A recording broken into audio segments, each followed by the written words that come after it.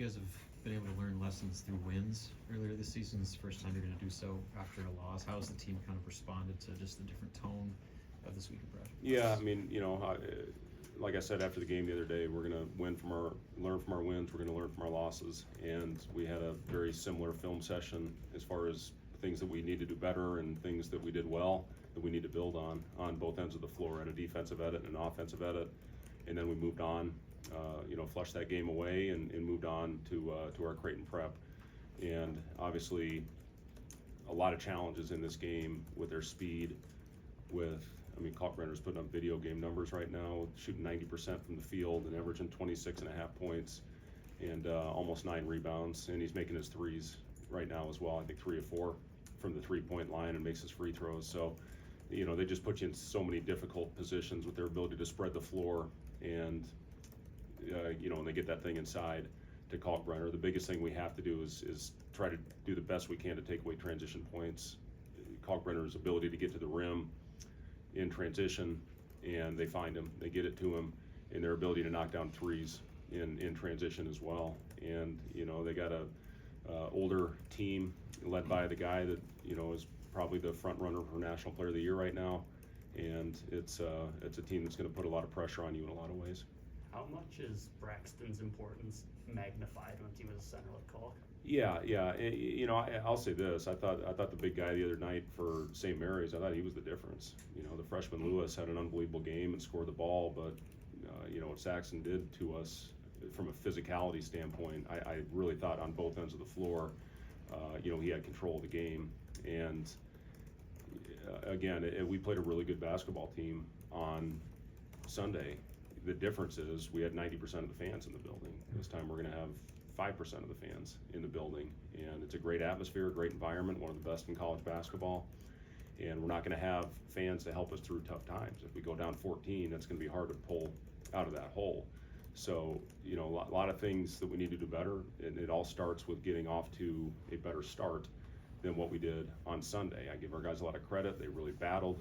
They fought. In the second half, our defense was 1,000% better, but we need to be consistent for the entire 40 minutes. If not, Creighton's going to make it pay as much as any team in the country. So we've got to be on point, and looking forward to this challenge. How have you seen Braxton sort of embrace this challenge of facing one of the best centers in the country and having a week to sort of prep for that? Yeah, it's good for him to have the week. He, with the sprained ankle that he had that forced him to miss the game, when he missed whatever it was 4 or 5 days where he couldn't really do much except for bike and stationary elliptical type conditioning, did some work in the pool, but that time off affected him in his conditioning on the floor, and he's had a good week to get that back. He's out there doing extra running as we speak right now to be in the best shape possible. The other thing is Kalkbrenner, the thing that amazes me about him, similar to I-80, is his ability, his stamina to play 30, 32, 35 plus minutes and still have the type of success and impact that he does. So, that's a big thing. We're not going to stop Kalkbrenner with one guy. It's going to take a total effort.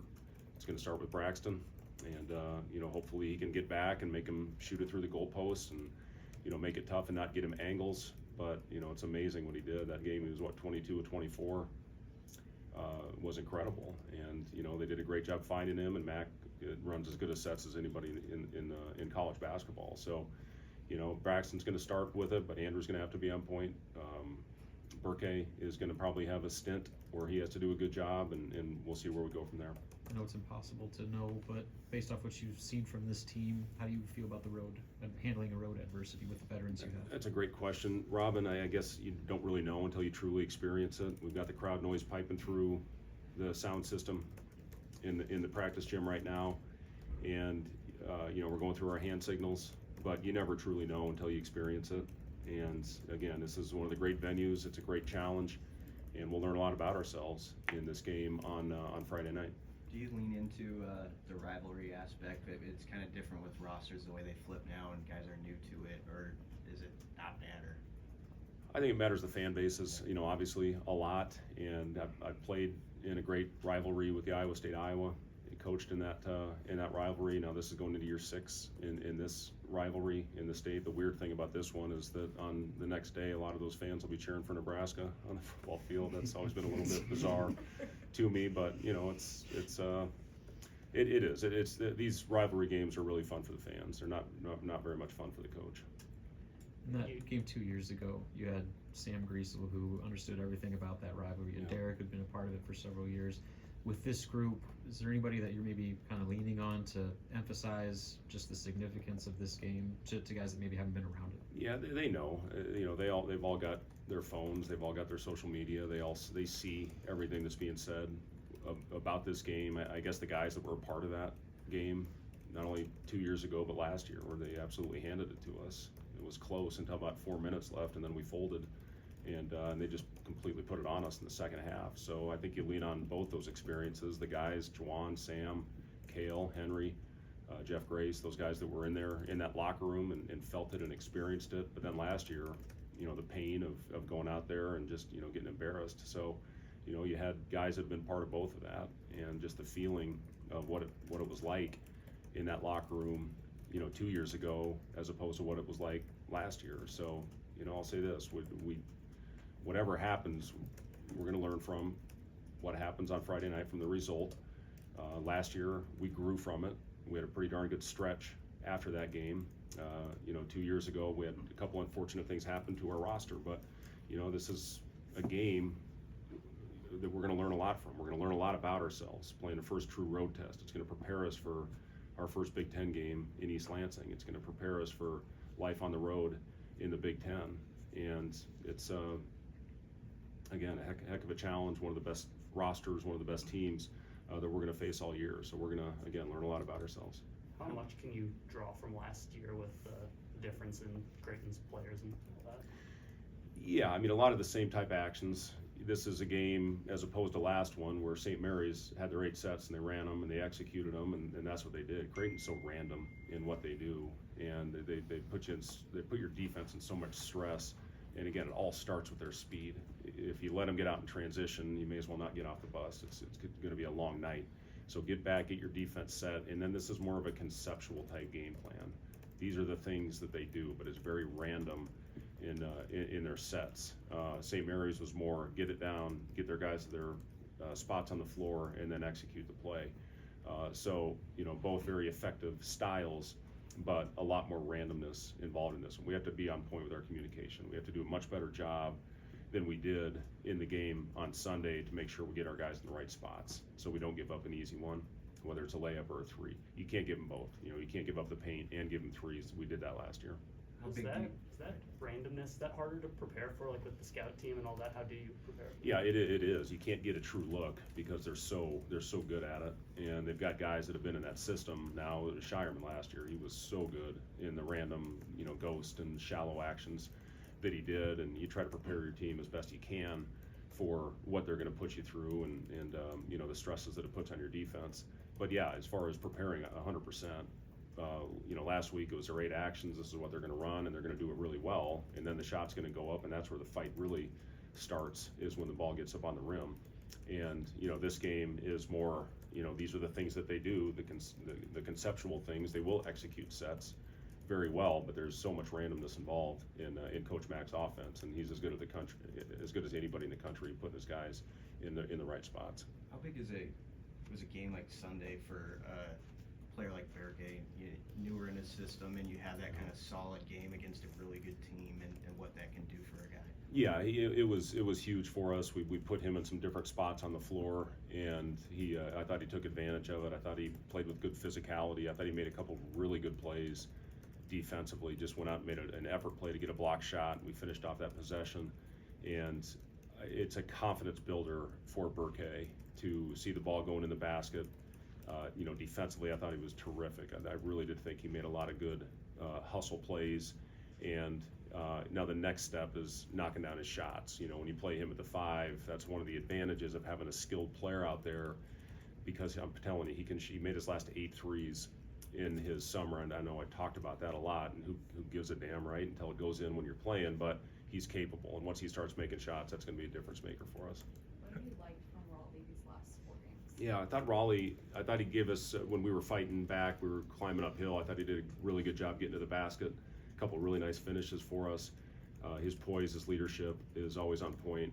And he's, one thing I do, and I've talked to our guys about this, when we don't have an advantage, we need to slow down. And we did a better job in the last game than we did certainly the game before. I thought we were out of control in the paint in that previous game, and we can't do that against this team. Kalkbrenner's going to block shots. He does as good a job as anybody keeping the ball in play, and that fuels their fast break. We can't challenge him at the rim like we did 2 games ago. But Raleigh, it's a great luxury to have a guy like that that's been through these types of battles, and he's your lead guard, and he can get you settled down and get you into an offense when this situation presents itself. So, need to grow a little bit in that area, but it's great to have a guy with his type of experience. Sunday was a pretty physical game. How has the team responded health-wise? How healthy are they right now? Yeah, we're doing fine. We had a really good, tough physical practice today. Yesterday was a little bit lighter, putting the game plan in, getting them up and down, working on some situations, and then tomorrow we'll lighten it up. Heading into the game, so the guys are fresh. That's one of the biggest things to me, is having fresh legs and fresh minds going into this game. But we got after it today, and everybody responded fine. Kalkbrenner in the middle and no Trey Alexander. How important is it for your perimeter guys to get on the board early? Yeah, as far as the glass, you're saying, yeah, very important. They're, I think, a plus 12 rebound margin, if I'm not mistaken, and we need to do a better job. I think we won the overall rebound battle on Sunday, but we gave them 17 second chance opportunities, and from an offensive rebound percentage, we weren't very good. But we gotta battle. We gotta finish possessions. When I was watching the FDU game before we played them, I thought the key possession in that game, I think it was 12-4. FDU was ahead, and they got 5 straight offensive rebounds, led to a Trout 3, and they were off and running from there. So, finishing possessions has been a big emphasis for us, and we just got to be tougher physically, mentally, and find a way to get the ball off and go to the other end. Offensively too, for your guards scoring the ball, is there more maybe an opportunity for them? With Kalkbrenner in the paint? And no Alexander on the perimeter too. Oh, well, again, they've got Neal. I've been really impressed with his defense.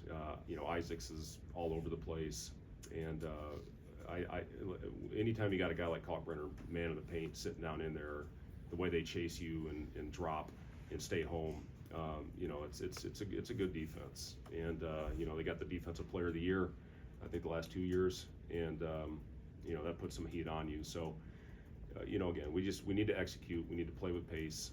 We need to screen. We need to have physicality on the offensive end as well. Their 4 spot, they can rotate multiple guys. How hard is that to prepare for? Just they have about 4 of them. Yeah, and different dynamics with those guys. Certainly all capable. Trout's playing with a lot of confidence right now, coming off, I think, his best game. Hitting whatever it was, 3 or 4 threes. But his athleticism at the rim as well. Jason Green is a very good defender, tough kid.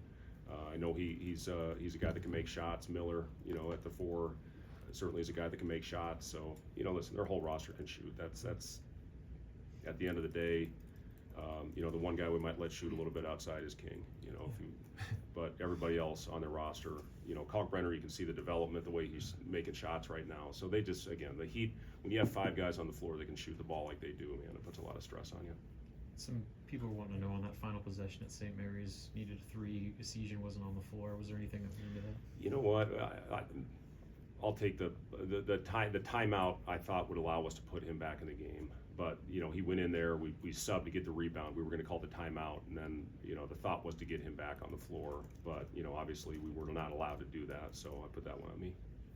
With the 3-point shooting, have you found any sort of solution or ways to get that thing going, whether it's changing up the designs of plays or whatever it is, just to get the lid off? Yeah, listen, we found a way. The things we've done really well, we've offensive rebounded well, and we've gotten to the free throw line. 2 things that are going to be tough to do against Creighton: they don't foul, and it's going to be hard to manufacture those kind of points. I'll say this, Robin, it takes a game to see the ball going in the hoop, and then usually that gets your confidence back going again. And it's coming. I don't know when, but we're gonna do everything we can to create open shots for our guys and hopefully knock them down. Connor, one of the big possessions, made a great read to get an open one that could have put us up, I think 7 or 8 points. And those are shots that he makes and he's going to make. So it's going to take a game where we see the ball go in the basket and then hopefully gain some confidence and be off and running. Is this a game where you want to play faster or maybe slow down because Creighton wants to play We want to play faster? fast as we possibly can, Mike. No, I'm just kidding. The flow will dictate some of that, and if we have an advantage, we want to take it. But again, that's the recognition. If we don't have an advantage, we need to slow down, execute, and hopefully get a good quality possession. Thank you.